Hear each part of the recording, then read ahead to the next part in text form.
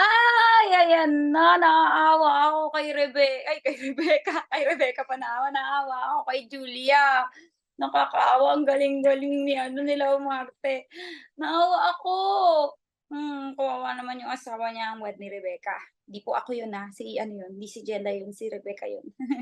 Okey, magbabasa naman tayo ng mga ilang hugot habang komersiyal ng ating mga loyal tadhana followers sa ating tanong na tadhana Facebook page. Posible bang maging magkaibigan ng dating magkaibigan? Para sa'yo, Miss Jella. Para sa'kin, puwede naman pero siguro depende yan, kung alam dapat ng asawa mo kasi hindi naman puwedeng mag-asawa kayo tapos meron kang friend na hindi alam ng asawa mo. Hindi puwede yun na lagi kang may kausap na friend mo lang, kamo, kausap mo about business or kahit saan man yan, trabaho, dapat alam ng asawa mo kasi kung hindi niya alam, hindi kayo puwedeng maging magkaibigan. Akalain mo may asawa ka tapos may friend ka na girl na lalo na kung may something sa inyo before, dapat hindi na. Kung sa'kin, 'wag na lang, 'di ba? Depende yan sa sitwasyon. Pero ito ang sabi ng ating mga loyal tadhana, followers.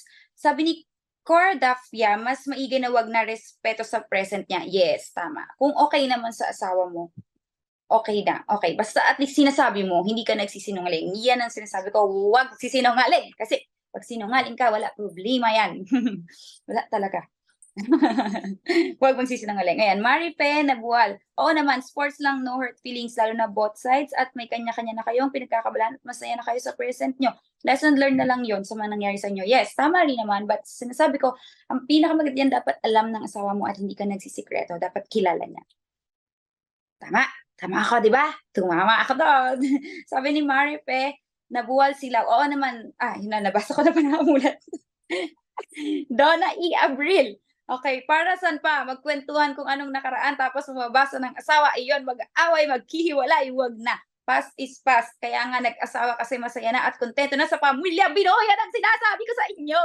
'Di ba? Yan 'yun. Inyo ang ginagalit. Tama siya. Oh, relax, relax. Nagpapaliwanag lang si Marife. Hmm.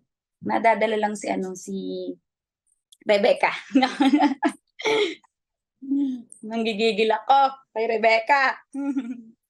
Naawa ako kay Julia, grabe ganyan kawawa ang mga babae o ang mga asawa, nakakaawa. Naawa ako, umiyak talaga siya, nasasaktan siya. Ayaw pa sabihin ni Limuel, 'di ba? Puwedeng sabi ni Philip, puwedeng friend pa rin ang mga taong may malawak na pag-unawa lalo na 'pag nag-break sila para sa ikabubuti ng bawat isa.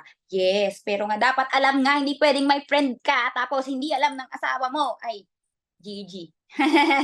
Tapos 'pag nahuli kang may kausap, sabihin mo friend lang, "Ay, paano ka nagkaroon ng kaibigan, asawa kita, di ko kilala yang kaibigan mo." Oh, 'di ba gano'n pinaiinit niyo ang ulo ko, eh.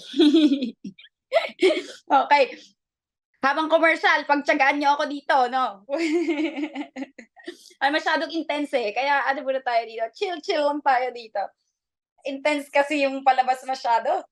Okey, sabi ni Jessica Marano, pati yung mga nagko-comment sa'tin intense na rin, nanggigigil na rin yung mga comments nila, magbasa tayo.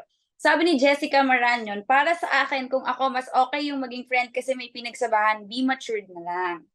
Yes, basta nga alam na ulit-ulit.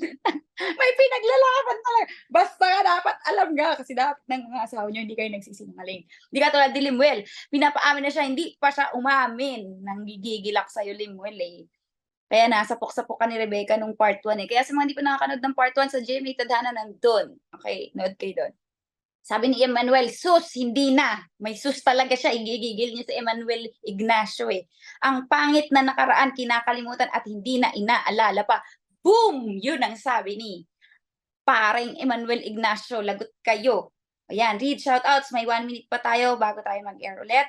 Okay, basa tayo ng mga shoutout dito, malamang nagigigil na rin yung mga sabi ni Maria, masakit sa part ni Rebecca na maiwan siya. Okay, mag-ano tayo, YouTube. Orly Tubal, shout out. Watching from Siquijor. Andy, pa-shout out po. Ayan, shout out po Ma'am Jeray from Rojas City. Hello. Kasi nakatabi ni, sorry na Ako na lang yung gaganto. Sige, para mabasa ko. Okay, para makikita niyo rin. Ramirez Abe na sa Merville daw siya from Pasay. Hello sa inyo, Kenneth Ortiz.